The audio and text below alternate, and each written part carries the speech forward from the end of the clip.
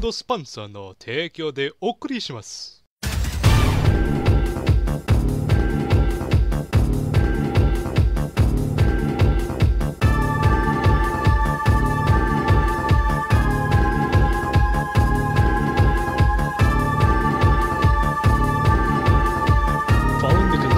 UNACs 3.0, it came to light that Sash and Rogan engaged in the use of extremely illegal chronological distortion technology. This technology, by tunneling into the boundary, allowed them to escape the timeline in which UNACs 3.0 was deleted. Sash's hubris resulted in the creation of a rift within the boundary, allowing more than just Rogan and himself to escape the chronostream into our reality. There are omens of the arrival of armored core units from other timelines. The long-neglected Foundation factories within the towers begin to stir, but to reveal the secrets and power within, they must be investigated before even attempting to ascertain the damage done to the timeline. This will not be an easy task, however, as many forces move against the two tournament organizers, determined to stop any attempt at fixing the damage done. For one, a mysterious signal broadcast from an unknown location has begun to activate long-abandoned and forgotten automatons for sinister purposes. This is a narrative campaign set in Armored Core Verdict Day. In this episode, in the UNACs 4.0 series, Rogan and Sash mobilize a new force of UNACs, selected from a crop of aspiring architects and specially modified with shielding to prevent infection. This expeditionary unit will attempt to establish a foothold in the unforgiving Far East region, while they will investigate a Kensky pattern base, home to a particularly savage hive of UNACs, Quadlings. Welcome everyone to UNACs 4.0, the RPG version. RPG UNACs. Yeah! Woo! Rogan and myself now will be just going over the rules, and we'll go over the contestants, and then we'll get right to it. But yeah, first things first. Do you want to take us through the build rules? I mean, well, everybody already knows those pretty much, don't they? Oh, the build... Sash, we have implemented build rules in previous tournaments, but unlike previous tournaments, there are absolutely no build rules here. You need to be prepared to handle absolutely anything. Just to add a bit of fun to things. Yeah, that said, we're throwing the entire kitchen sink at you in terms of what actually gets it fielded in play. So it would be kind of unfair not to have an unrestricted setting. The other thing that's going to be real different from previous tournaments, normally when Sash and I have uploaded the opposing teams in, we've self-destructed and just swapped cameras. Your UNACs will be operating that way. The enemies may or may not be. Yes. So they're handicapped in other ways, but that's another reason we didn't want to give you guys limitations on what you could build. Yeah, Rogan's really going to be going all out at this time, at least for some of these encounters. And speaking of encounters, unlike previous UNAC tournaments, the UNACs here will really be working together, and it's vitally important that these builds are able to handle anything and not just a single 1v1 encounter. And we're going to have a list of missions to choose from in later matches, and the participants will be doing that. And right. The idea is that there's going to be certain chapters. This is going to play out like like just any other Armored Core game, where they'll need to complete a certain amount of missions before they can proceed, and some of them will be optional. Some of them will not be. Some of them will not be, like the boss encounters, which are going to be more difficult than the other missions within that chapter. So right. You'll get the vibe here that we're really going for an RPG aspect of it. If any of you have played D&D, I mean, that's kind of what we're going for. This is D&D with UNACs. Yes, indeed, UNAC D&D. Now, as the contestants proceed further into the campaign, the missions are going to become more difficult, and probably require a little bit more thought and effort for the contestants to beat. And that's why you will actually see the contestants being able to recruit defeated enemies in order to change the squad composition that they have for their UNACs. Indeed, Sash. So we had a lot of people enter tanks, which...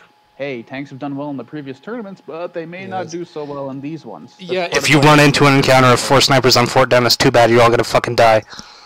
Yeah, you are. About that, yeah. Yeah, about that. Now, the redeeming quality here is that there is going to be a random element to the game. When selecting missions, some of them will have an encounter table that Rogan and I are privy to, which we will then run a certain number of encounters to complete the mission.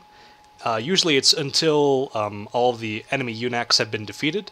The numbers will range from like 4 to 6, or like, you know, sometimes 8. Right. Maybe, I think we have one that's 12. We do have one that's 12, yeah. Right. That's one of the hardest missions out Yeah, that's going to be a fun one. Yeah, and those battles are going to be selected and determined using dice rolls. Right. I might You have to won't try get to the draw a same diagram for this or something, but the party's going to have a marching order. The party will always be 6 strong unless there's not enough UNACs to field the party that big. The first 4 are going to be the offensive team, and then the last 4 are the ones you can have on defensive. So depending on whether the party is ambushed or not, or if they meet on the in an offensive open field battle formation, it'll be the first 4 or the last 4 deploying.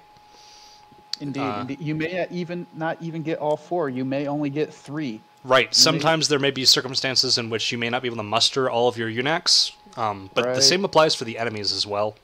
So you may be fighting 3v2s or 2v3s. It'll never be fewer than 2 UNACs on either side, though.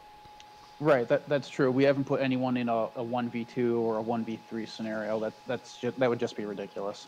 You'll always have at least 2 party members out there. Yeah, so just general things to keep in mind is that I'll be rolling to determine things like whether you outnumber the enemy, if you successfully capture an enemy, and what enemies you encounter.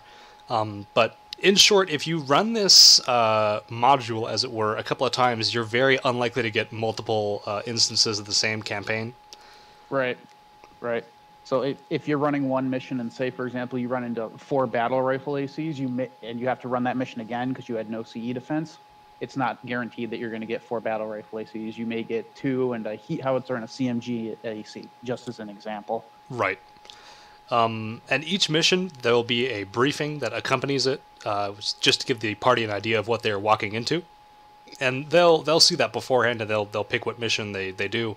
But for y'all on YouTube, Rogan and I, or probably just me, we'll do a little a mock briefing thing where we pretend that it's a mission. You're the dungeon master here, Sash. I'll do the dungeon master voice. Yes, we'll do something like that. I'm running the enemies, Sash. You got to do the dungeon master voice. All right, we'll put that on me. So some of these mission briefings will vary from something very detailed, outlining enemy positions or enemy strengths and weaknesses, to a simple "good luck."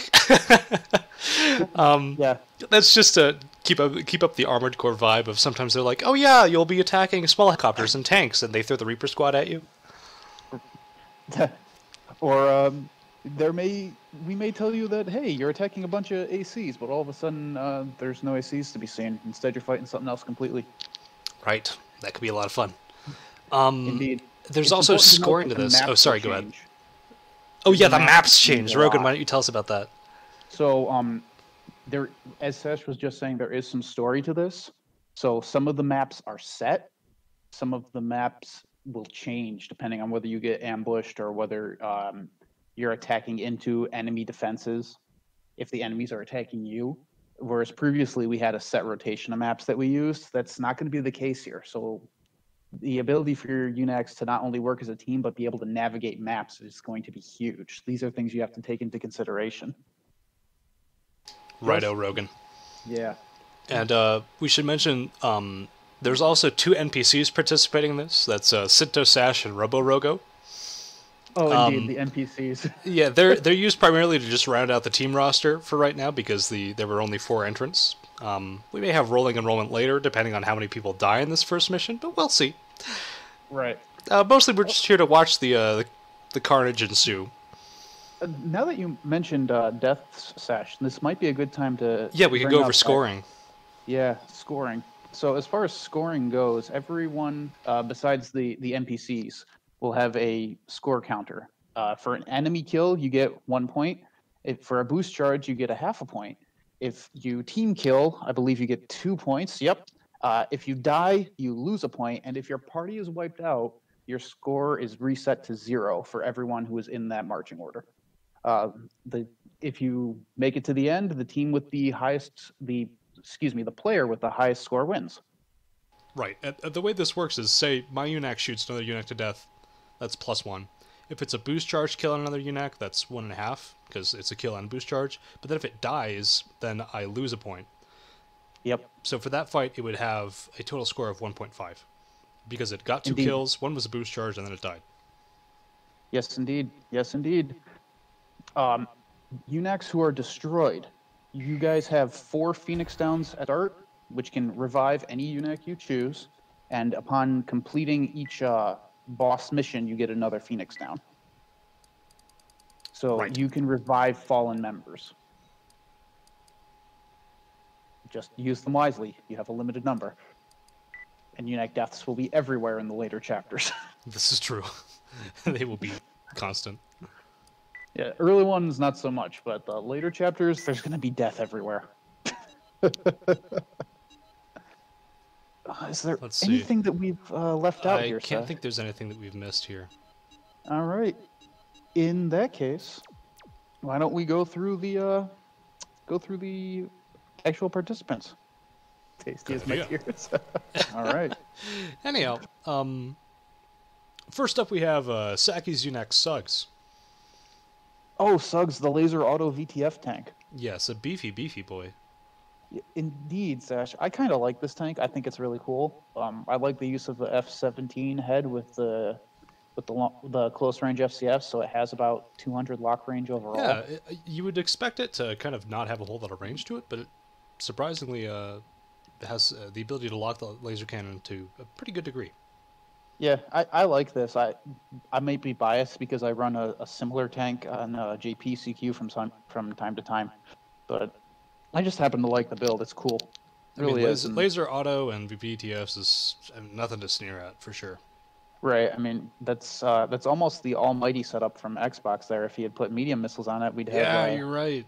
We'd have the old school almighty setup. Foreshadowing. That'd be pretty good. And then let me see if we have the lore to accompany this. Do you remember where we saved that? It was in our mod chat, Sash. It's in mod chat? Okay.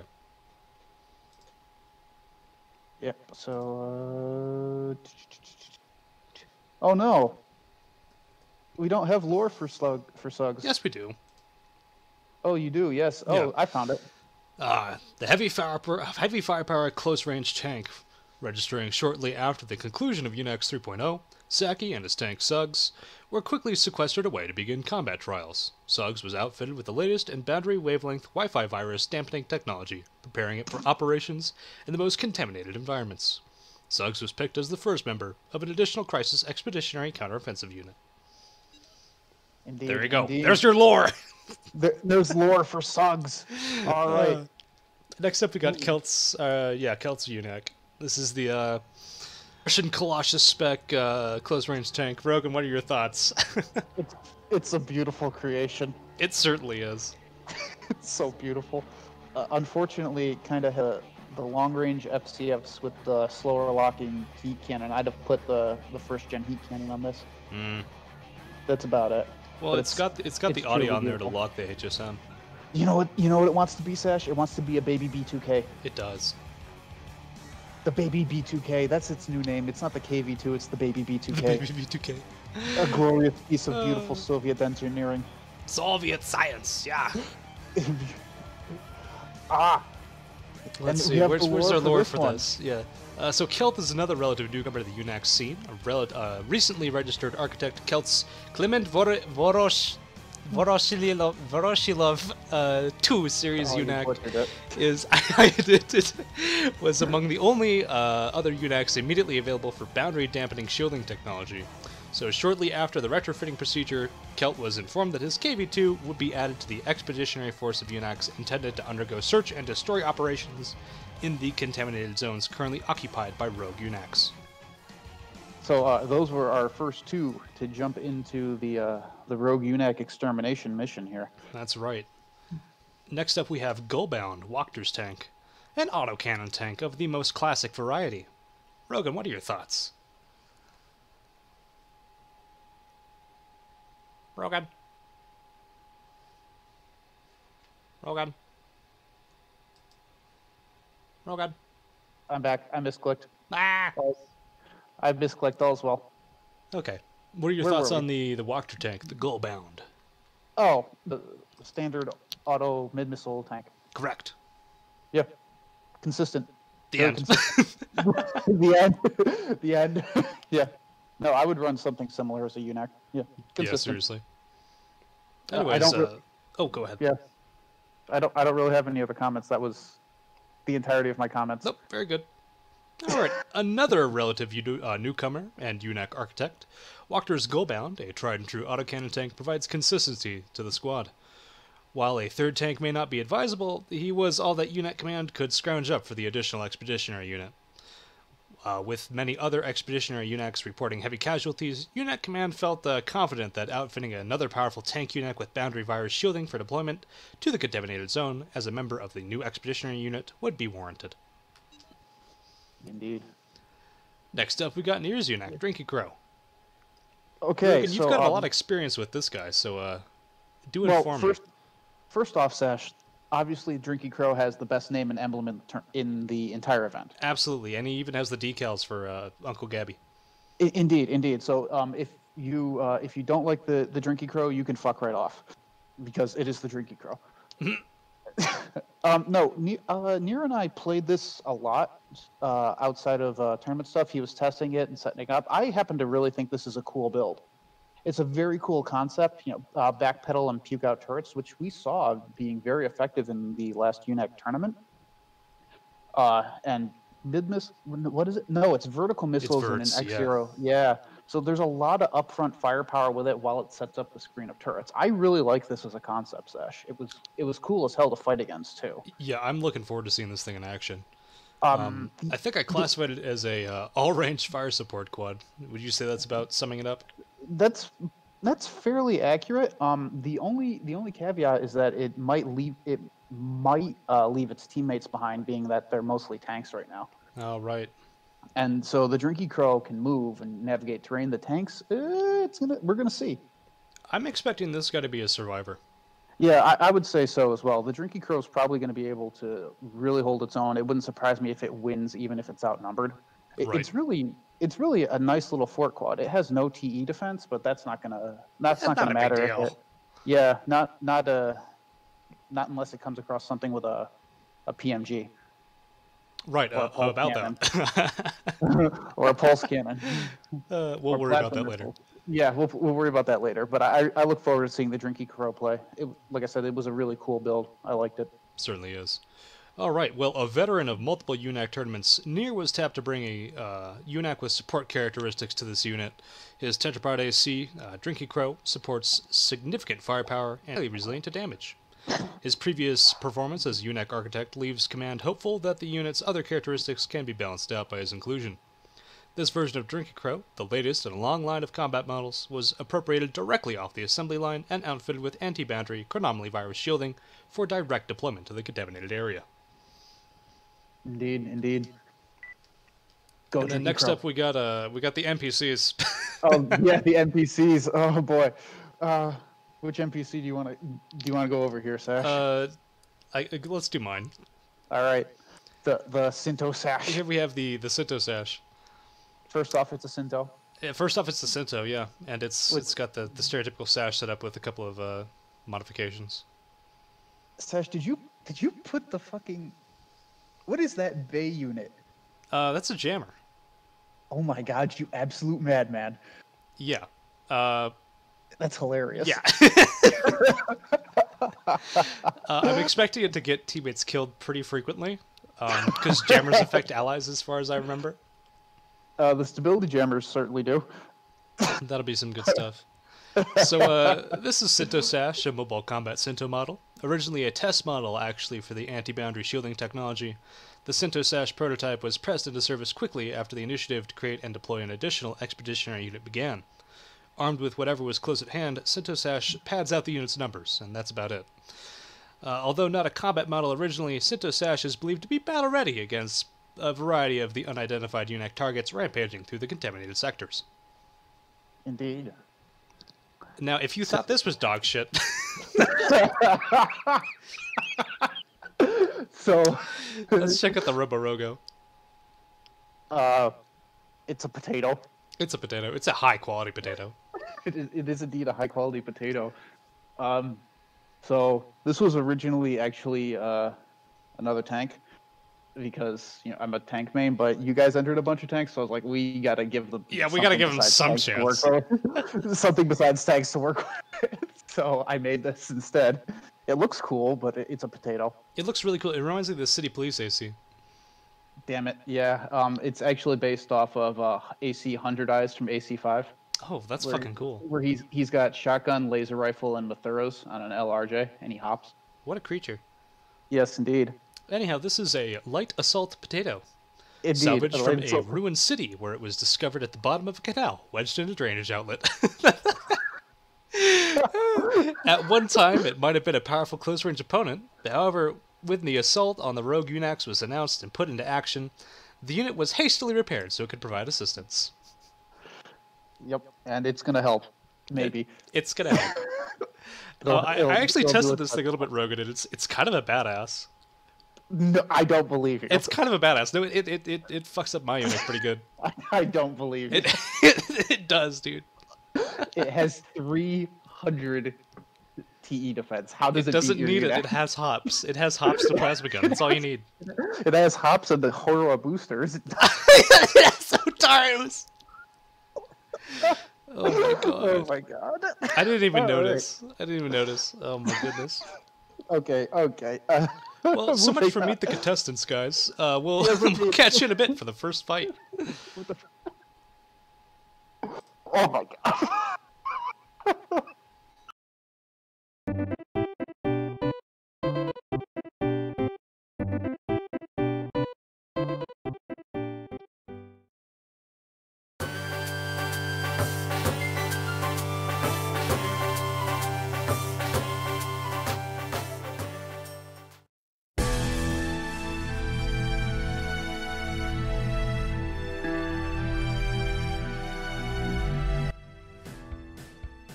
Needing to consolidate a base of power and train their recruits before devoting resources to ascertaining the wider impact of the Chronomaly Rift on the world, Sash and Rogan dispatched a reconnaissance unit and prepared the newly formed UNAC Expeditionary Force for deployment. The Quadling Hive, which had grown vast over the past few years since its Primarch planted its poisonous progeny below the depths and drifts of the Far East region, was already laying waste to the surrounding area. If left unchecked, it would rapidly become a threat to UNAC command. The Great Ground Quad and its mate would make for significant adversaries in the field. Supported by their Quadling progeny, they were too close to UNAC command's newly established position in the Far East and needed to be eliminated. Cobbling together a highly contrived plan, the Expeditionary Force would make for the old Kensky Pattern strategic missile facility where the Quadling Hive made its burrow. The plan revolved around the data posts dotting the surface of the base. These old technological marvels were linked to the subterranean silo network, and by hacking into them, the Expeditionary Force could override the heating pylons concentrated deep within the silos and the Quadling Hive itself. By overloading the safety limiters on the heating pylons, the hive could be eradicated, but before that could be done, any resistance on the surface would need to be dealt with swiftly.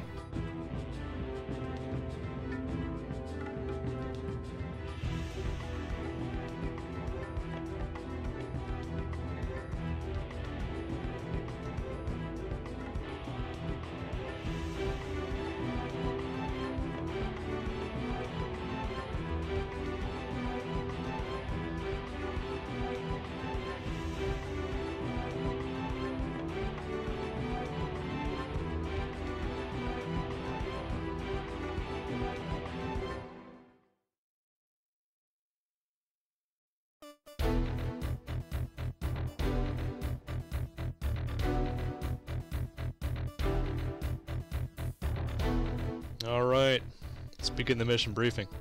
Mission is to remove the Quadling infestation. Now, it's time to see what your squad can do. Before I place the future of the human race in your hands, well, we need to know you can handle it. Consider this a test run. You know that ever since the fall of the Foundation, the UNACs have been running wild and attacking indiscriminately. What you don't know is that they seem to be evolving. During a UNAC confrontation which happened a few months ago, there were some parts with incomplete coding left in the damaged operating systems.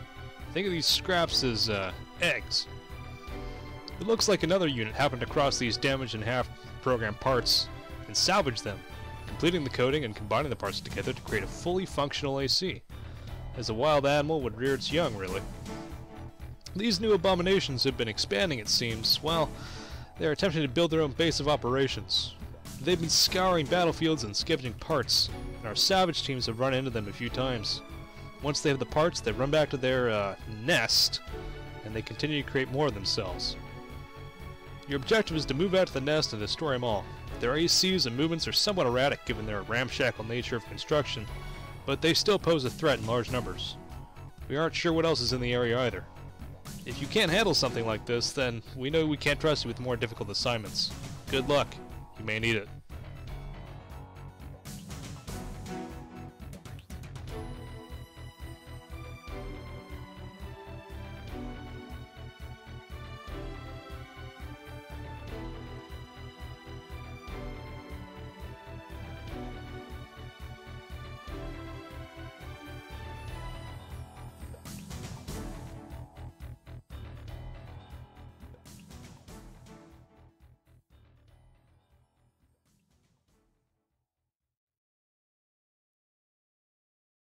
Upon arriving at the outskirts of the Kensky Pattern Strategic Missile Facility, the party quickly realized they were in for a fight. Emerging from the ajar siloed bay doors, the Great Ground Quad and its mate appeared alongside their eldest progeny to defend their territory. Held in reserve in case additional quadlings emerged or came back from foraging operations, were Sinto, Sash, and Rogan.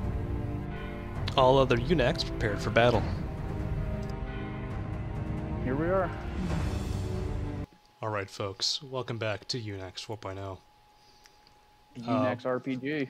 UNACs RPG. This should be a pretty crazy fight, actually. And now, we should probably mention that this first time around, we're going to have lore bits interspersed with the actual, like, you know, the action of it. And I think for the first fight, Rogan and I said we'd commentate it because it's going to be very goofy. So for this first episode of the first chapter, we're going to be commentating the fights, and then if you guys feel that that's inappropriate, it conflicts with the mood or whatever of the lore that we end up going with, right? Either let us know in the either in the YouTube comments or in the Discord chat if you're participating. Either or, we'll pay attention and monitor. Mm-hmm. But for now, Rogan and I are ready to see some carnage. This is going to be great. So this will be a pretty wild fight. Looking at the screen, you can tell that the party actually rolled for full strength against a non-full strength squad of the quadlings here. Right. Oh, should I be attacking or defending this? Oh, that's right. You should be defending. Blooper. Blooper. Blooper. You should be defending. Hang on. Hang on. Yeah, you've got to organize the unit here, and I have to be the defenders. Oopsie. All right. Is it data hijacking? It is. It's data hijacking. Yeah. Blooper. Whoops. Blooper.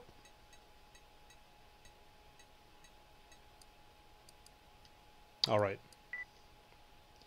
Oh god, what was March order again? Suggs, Gold, Crow, KB2? Yep. I think that's right. And then we got double Great Ground Quad and the sniper. And the sniper. Oh my god. Sniper. I don't even. Jesus Christ. It's gonna be so silly. Okay. Here we go. All right. So as you can see, the party has full strength, and they're fighting 3 of the quadlings here. Unfortunately, they got the parent quadlings and, well, a very long-range opponent. So this is quite possibly the worst matchup there is for the party. And they're attacking into the quadling nest, so they have some enemy defense turrets to deal with. This is how did you so eloquently put it, Sash? What did I say again? Every UNAC dies sometime. Every UNAC dies someday. Yeah, every UNAC dies someday. Yeah, Rogan was joking. They might lose a member here. And I'm like, yeah. Every UNAC dies someday. they may legit lose a member here, especially if the tanks can't close in. Well, we'll see. We'll see. Now, the advantage is that the quadlings and the Great Ground Quads tend to favor TE weaponry, and against a lot of tanks like this, well... Yeah, they may struggle to inflict any casualties. Wait, the Great Ground Quads have verts. Oh, they do? Oh, God. Oh, never mind. Never mind. There may, in fact, be some casualties. All right, here's the squad. Here we go, round 1. Looking good.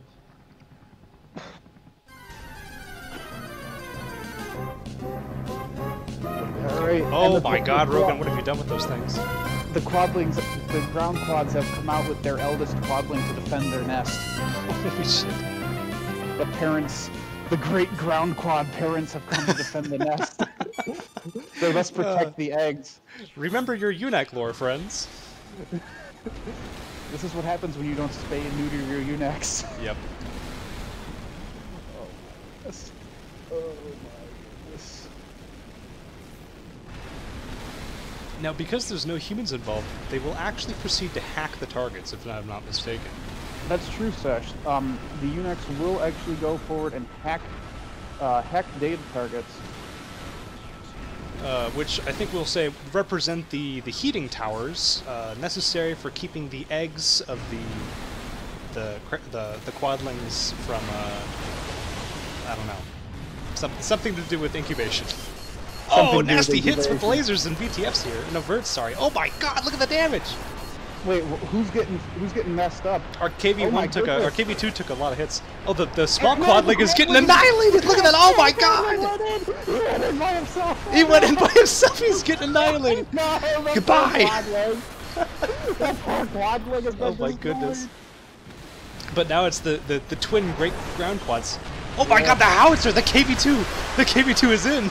The howitzer is here. He's howitzering himself though. Oh no, he's taking serious damage.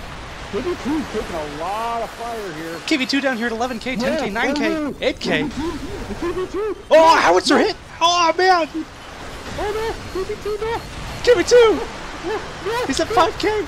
He's getting Oh, that other ground quad is at 10k already though. Look at him get hammered. Oh no, we lost the KV2! We lost the KV2! Oh, but we killed the great ground quad. Okay, we need to get picture. UNAC command struggling to get picture. The great ground quads have been destroyed. Oh my God! But the No, they took KV2 out both. Oh man. They took out the KV2. The KV2's been disabled. Oh no! KV2. Holy shit! Uh-oh. Well, that was their worst possible matchup, Sash. So Yeah. that they got through it with only one casualty isn't that bad. That's true. But let's take a look at the operational file and determine scores. Right. So let's see. We have. It looks like we have U2, which is the Gull. Indeed, we have the Gull U2 with 2 kills. 2 autocannon kills. Yes, and indeed. another autocannon kill for Suggs, I believe. Let's see. Yes. So Suggs with an autocannon kill. Yep, Suggs with an autocannon kill, and Gullbound with 2 autocannon kills. Fine work, gentlemen. And then, unfortunately, we have a death on the KV2, which is -1. Good God, what did you do to the great ground quad? Look at this beast. It doesn't matter, they're dead. Yeah, they're dead now. They tried to defend their nest and were killed. They were slain. Slain defending their eggs. But can they defend the hatch? Can they defend themselves against the hatchlings? That's the real question here. Oh, I don't know. It's 3v3 now. They lost one of their members. Yeah, let's see how this goes.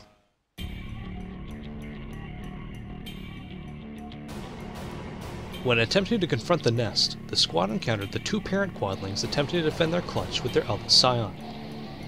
Unfortunately, the KV2 was lost in the battle. Before the squad could call in for reinforcements, they were immediately beset by the remainder of the quadlings. Backup units Robo-Rogo and Sintosash were hard-pressed to reinforce, as they were beset on all sides by additional quadlings. Although they held them off for the time being, the party needed to finish up the battle as soon as possible, and complete their objectives before they were overrun.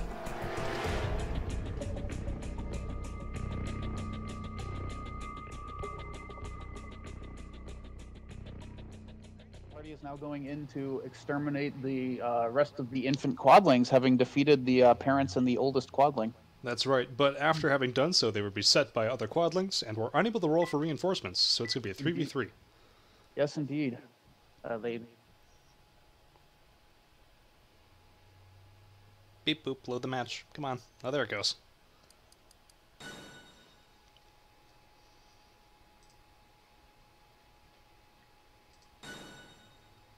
Okay.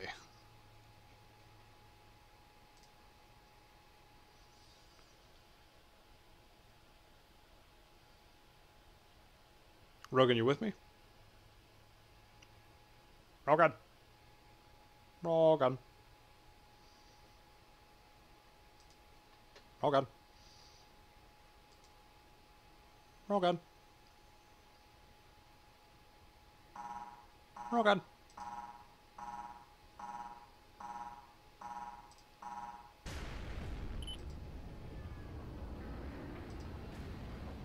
Rogan. Rogan, are you there? I see you speaking, but you're not speaking. Very concerning.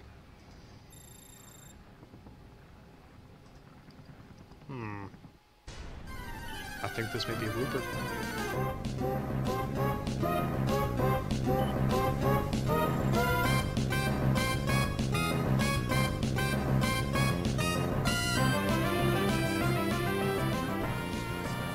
Or am I just super silent? I wonder what the deal is. No, not me. Rogan! Rogan!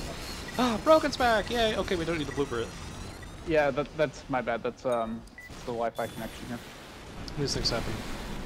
Anyways, so this should be a kind of a wonky fight. Yeah, this is gonna be weird. It's gonna be weird. Honestly, it could go either way.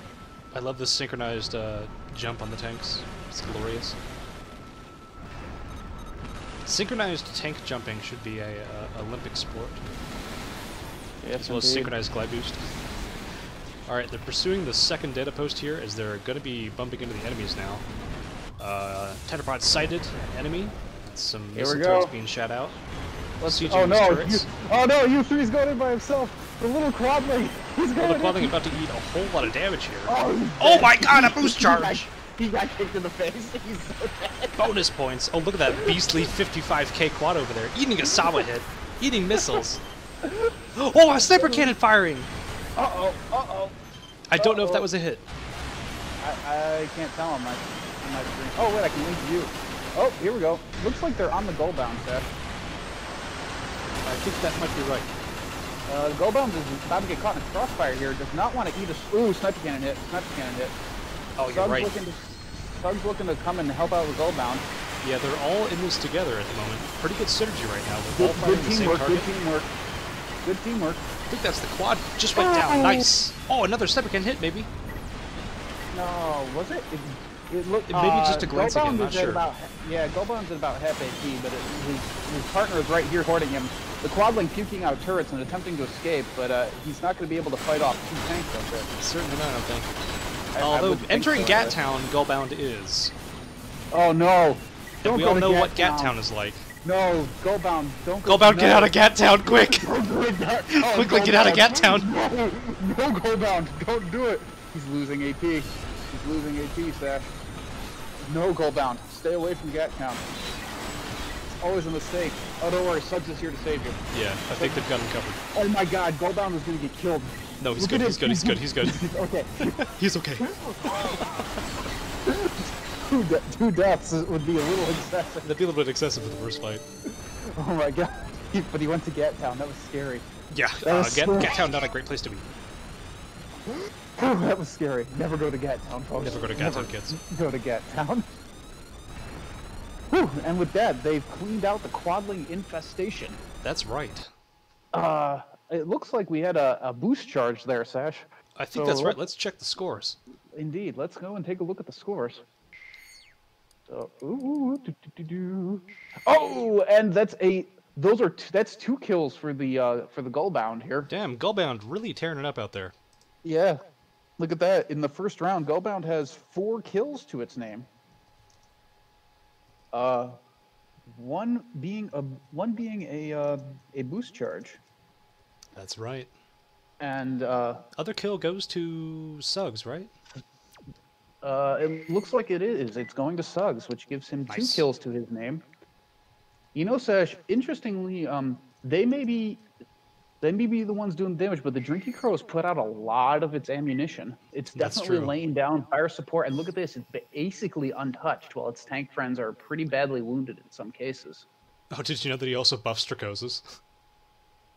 Wait, oh my god, it does. Look at this. Oh, Sash, look at those KE numbers. It buffs Pesties. Holy shit. Yeah, he's a pretty survivable little guy. We're going to have to wait until later chapters for him to really be threatened, I think. I think so, too. He may be able to carry his team through, doing his support thing, laying down fire, letting his tanks go in. Yep. And Gullbound, for a new UNAC architect, putting in the finest of work, ending the first chapter with a score of 4.5. 4 kills to its name, one of which was a boost charge. Very, very good first performance. He certainly ranks pretty highly, I think. And Suggs not doing so bad either. He was in there protecting his partner. As soon as his partner got low on AP, Suggs was like, "Nah, get off my bro," and he jumped in front of it. Not today. Every UNAC dies someday, but not today. Not you. Not today. No, unfortunately, our casualty was the great Soviet engineering. The power of Soviet engineering was insufficient to stop the quadlings. Indeed, it became. He gave his life for the cause. It gave its life for the cause. So with that, Sash, they get to recruit a quadling. That's right. We'll be rolling for that, and we'll be issuing that little bit at the end of this this televised UNAC command something dispatch. UNAC dispatch. Televised UNAC command dispatch. Yes, indeed. All right. We'll catch you later, team. Yes, indeed. Well, looks like your team has some skill. We could use you. Even if you aren't on the front lines of battle, your contributions towards the defense of the human race has the potential to be significant. We'll be in touch with further assignments. Be ready. Confused and alone, the last survivor of the Quadling saw the human resistance as its new allies. Fully operational, it tracked and scanned the departing resistance and followed them back to their base, just as a stray dog would follow a man home. The resistance leaders had quite the shock when they found a new Quadling sitting passively next to the resistance ACs the next morning. It seems as though it's waiting its turn to go on a mission.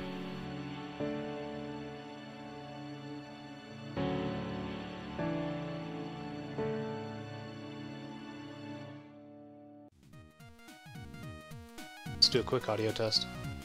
What do you want me to do? Start reciting some random shit? I think you could, I guess. How Magical... now, brown cow? How now, brown cow? Alright. I can speak English good.